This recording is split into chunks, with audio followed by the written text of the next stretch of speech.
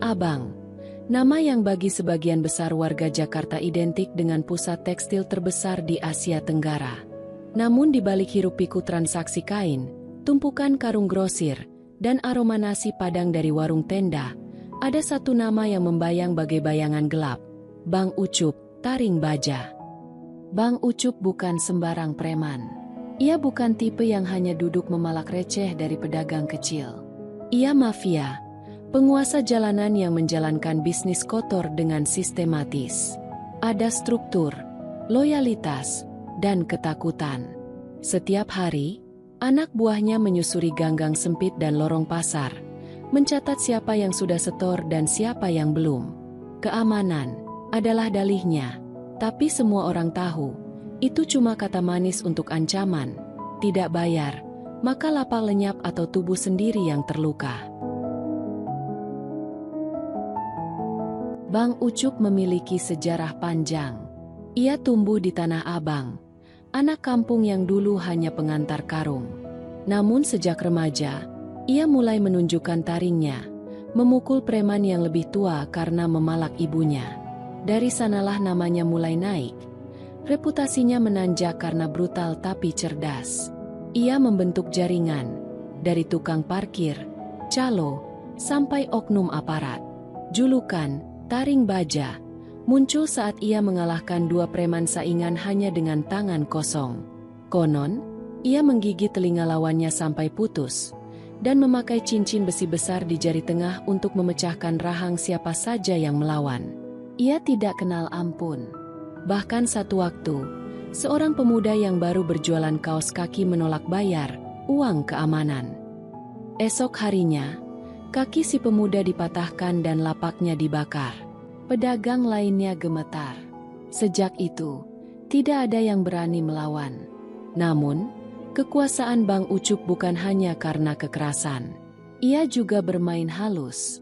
Uang dari pasar mengalir ke kantong pejabat, entah lurah, entah polisi. Setiap kali ada laporan tentang pemalakan atau kekerasan, kasusnya lenyap bagai asap. Tanah Abang ini gua yang punya. Begitu katanya suatu malam di warung kopi. Anak buahnya tertawa. Pedagang hanya tertunduk. Tapi roda hidup terus berputar. Di tengah kekuasaan absolutnya, akan datang seseorang yang tak terduga. Bukan preman, bukan aparat, bukan siapa-siapa. Hanya seorang tua dengan becak dan masa lalu yang tak terlihat. Hari itu, Tanah Abang terasa lebih panas dari biasanya. Udara penuh debu dari truk-truk pengangkut barang, suara klakson bersahut-sahutan, dan teriakan pedagang menyatu dalam irama pasar yang tak pernah tidur. Di antara hiruk-pikuk itu, masuklah seorang pria tua mendorong becak dari arah selatan. Becaknya sudah usang, catnya terkelupas, dan satu spionnya hanya tersisa rangka. Namun yang menarik perhatian bukan becaknya, melainkan si pria itu sendiri. Namanya Pak Sahlan. Berusia sekitar 60-an, tubuhnya kurus, kulitnya legam terbakar matahari. Tapi matanya, matanya, menyiratkan sesuatu yang dalam, tajam, tenang, seperti mata elang yang sedang mengamati mangsa. Ia bukan orang biasa. Pak Sahlan baru datang dari Madura, kata orang.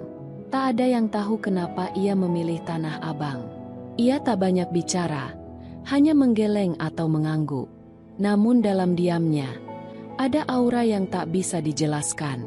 Ia mulai menarik becak dari sore ke malam, mengantar pedagang pulang, membawa barang, atau sekadar mengantar ibu-ibu ke halte. Yang membuat heboh adalah satu hal, ia menolak setor ke anak buah Bang Ucup. Suatu sore, seorang bocah pedagang berkata, "Pak, jangan lewat gang bawah. Itu jalur Bang Ucup. Harus bayar." Pak Sahlan hanya tersenyum tipis. Kalau jalan umum, semua orang berhak lewat. Ucapan itu terdengar biasa. Tapi di Tanah Abang, itu ucapan nekat. Dan benar saja, tak lama kemudian, 3 anak buah Bang Ucup menghadangnya. Mereka bertubuh besar, mengenakan kalung rantai dan membawa tongkat kayu. "Hei, becak tua, lewat sini setor dulu." bentak salah satu dari mereka sambil memukul-mukul tongkat ke telapak tangan. Pak Sahlan berhenti, menatap mereka satu-satu, lalu berkata pelan, "Jangan ajari burung tua cara terbang." Satu dari mereka mendorong becaknya keras hingga hampir jatuh. Tapi aneh, Pak Sahlan tak tersungkur. Ia bertahan, dan sebaliknya, pemuda itu tergelincir. Tak terjadi apa-apa saat itu. Mereka hanya saling tatap. Tapi besoknya, satu dari anak buah Bang Ucup ditemukan terkapar di bawah jembatan rel. Tangannya patah, dan matanya lebam. Kabar pun menyebar cepat. Pedagang mulai bisik-bisik. Tukang becak Madura itu bukan orang sembarangan. Kabar tentang insiden di bawah jembatan rel menyebar seperti api menyambar jerami kering. Semua orang di Tanah Abang tahu, anak buah Bang Ucup yang bernama Robi, pria bertubuh kekar dan terkenal temperamen, ditemukan babak belur. Tulang tangan kirinya patah, pelipisnya robek, dan ia bergumam tak jelas saat ditanya siapa pelakunya. Namun satu kalimatnya yang bisa ditangkap membuat bulu kuduk para preman berdiri. "Tukang becak, Madura." Matanya kayak binatang. Anak buah Bang Ucup mulai gelisah. Ini bukan perkelahian biasa. Robi adalah tukang pukul andalan yang pernah menjatuhkan 2 orang hanya dengan sekali ayun besi. Tapi kini, dia pulang dalam keadaan mengenaskan, dan lawannya cuma seorang tua dengan becak karatan. Malam itu, Bang Ucup memanggil rapat di warung kopi yang biasa jadi markas mereka. Ia duduk sambil menghisap rokok kretek. Asap mengepul mengelilingi wajahnya yang penuh luka bekas pertempuran masa lalu. "Cuma tukang becak? Dari Madura? Hah? Masa gua kalah nama ama tukang becak?" Tak ada yang berani menjawab. Seorang anak buah memberanikan diri bicara. "Kayaknya dia bukan tukang becak biasa, Bang. Mungkin dia punya ilmu." Bang Ucup menoleh tajam. "Lu pikir gua takut ama jampi-jampi?" Ia lalu berdiri, membanting gelas kopi hingga pecah. "Besok, gua sendiri yang cari dia. Gua yang ajar dia biar tahu siapa raja di Tanah Abang." Keesokan harinya, pasar Tanah Abang seakan menahan napas. Bang Ucup turun ke lapangan, mengenakan jaket kulit hitam, cincin bajanya mengkilap di jari tengah. Di belakangnya, 5 orang terbaiknya mengikuti, preman-preman pilihan yang sudah kenyang darah dan konflik. Mereka berjalan menyusuri pasar, melewati pedagang yang menunduk, pengunjung yang menghindar, dan tukang ojek yang pura-pura sibuk. Sampai mereka tiba di pangkalan becak, tempat biasa Pak Sahlan mangkal. Pria tua itu sedang duduk di bawah pohon trembesi. Tangan kanannya memegang kain lep, membersihkan setang becaknya yang berdebu. Ia tahu siapa yang datang, tapi ia tak gentar. Bang Ucup berdiri di hadapannya. "Lu yang namanya Sahlan?" Pak Sahlan mengangguk. "Tenang, lu yang bikin anak buah gua masuk rumah sakit." Pak Sahlan menatapnya tajam, lalu berkata dengan suara pelan namun tegas, "Kalau dia datang memukul, lalu dipukul balik, itu bukan salah. Itu namanya adil." Bang Ucup mendengus. Tak sabar, ia melompat maju dan melemparkan pukulan keras ke arah wajah Sahlan. Pukulan yang biasa menjatuhkan lawan dalam satu serangan. Namun sesuatu yang tak diduga terjadi. Pak Sahlan hanya sedikit memiringkan tubuhnya, menghindar seakan sudah tahu arah serangan sebelum pukulan itu dilempar.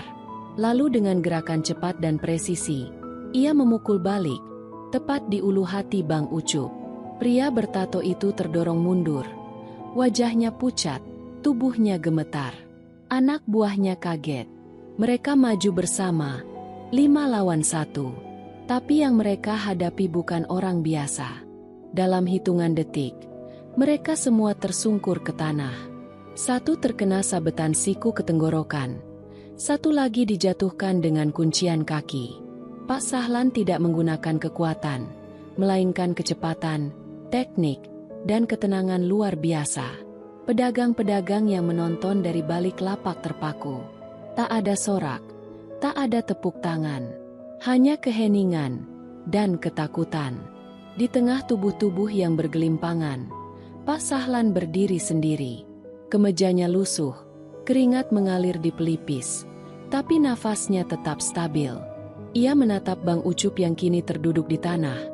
Tangannya memegang perut, matanya menyiratkan rasa tak percaya. "Siapa? Siapa lu sebenarnya?" desis Ucup sambil terbatuk. Pak Sahlan menatapnya sejenak, lalu duduk di pinggir becaknya, menyalakan rokok lintingan. "Dulu, orang memanggil saya Sahlan Wetan. Dari Sumeneb. Pernah jaga pesantren, pernah jaga pelabuhan, pernah juga jadi tukang pukul.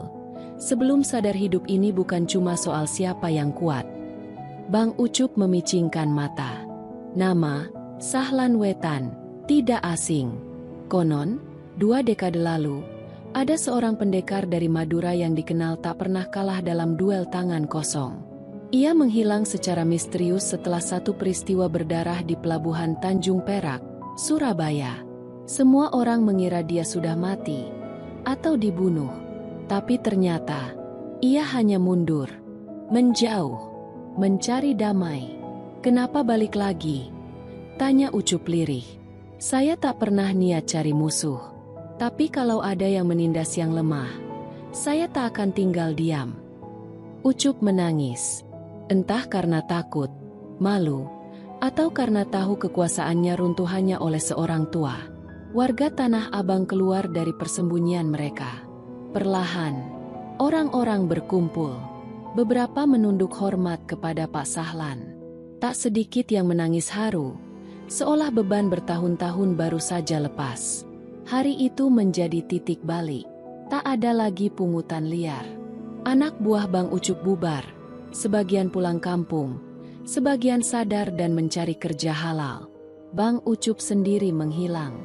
Ada yang bilang ia ke Kalimantan, ada yang bilang masuk rumah sakit jiwa, ada juga yang bersumpah melihatnya jadi pemulung di perbatasan kota. Pak Sahlan tetap di Tanah Abang, masih dengan becak tuanya. Tapi kini, orang menyapanya dengan hormat. Anak-anak kecil memanggilnya Pak Guru, dan para pedagang menyisihkan rezeki tiap Jumat untuk beliau. Ia bukan hanya tukang becak. Ia adalah simbol bahwa kekuatan sejati tak datang dari pukulan, tapi dari keberanian membela yang benar, dan hati yang tetap bersih di tengah dunia yang kotor. Beberapa hari setelah insiden yang mengguncang itu, suasana Tanah Abang berubah drastis. Tak ada lagi keributan pagi-pagi oleh preman minta jatah parkir. Tak ada teriakan ancaman dari mulut anak buah Bang Ucup.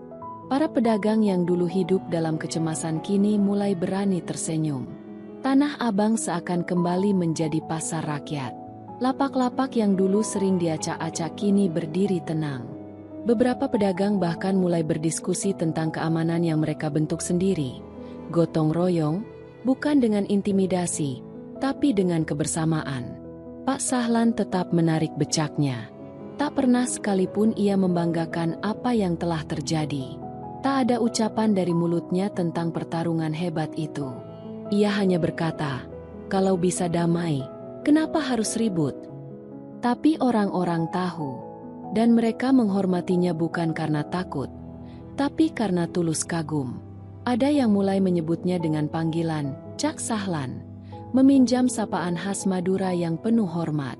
Setiap pagi, ada sekelompok anak kecil yang suka duduk di bangku becaknya, mendengar cerita. Tak selalu tentang silat, kadang hanya tentang laut di Pamekasan, tentang sapi karapan, atau petuah bijak tentang hidup yang harus seimbang antara sabar dan sigap. Namun tak semua orang senang dengan perubahan itu. Beberapa mantan anak buah Bang Ucup mencoba kembali. Mereka menunggu saat pasar lengah, berharap bisa merebut ulang kekuasaan lama. Tapi mereka salah menilai. Masyarakat kini bersatu. Para pedagang melawan, bukan dengan kekerasan, tapi dengan suara bersama. Mereka menolak memberi uang, keamanan. Mereka rekam, lapor ke kelurahan, dan kali ini pihak berwenang turun tangan. Pak Sahlan hanya mengamati dari jauh. Ia tahu, bukan dirinya yang membuat Tanah Abang aman, tapi keberanian rakyat yang akhirnya bangun. Beberapa dari preman lama itu akhirnya datang pada Pak Sahlan sendiri. Bukan untuk membalas, tapi minta maaf. Maaf, Cak. Dulu kami salah. Kami ikut-ikutan ucup karena takut dan butuh makan. Pak Sahlan tersenyum. Sadar itu lebih hebat dari berani. Kalau kalian memang mau berubah, bantu jaga pasar ini. Jangan tunggu disuruh. Dan sejak itu, banyak dari mereka ikut kerja bakti, jadi kuli angkut resmi, atau ojek pasar. Tanah Abang tak pernah seharmonis itu selama puluhan tahun. Waktu terus berjalan. Hari-hari berganti. Wajah-wajah di Tanah Abang ikut berubah. Tapi satu hal yang tetap, becak tua dengan keter kelupas yang setiap hari setia menanti penumpang di bawah pohon trembesi besar. Pak Sahlan makin tua. Rambutnya memutih. Pundaknya mulai membungkuk. Tapi matanya tetap tajam. Dan senyumnya selalu hadir setiap pagi. Orang-orang tetap menyapanya. Banyak yang masih meminta nasihat kecil. Tentang hidup, tentang kerja, bahkan tentang cara mendidik anak. Ia tak pernah marah. Tapi bila ia bicara, semua mendengar.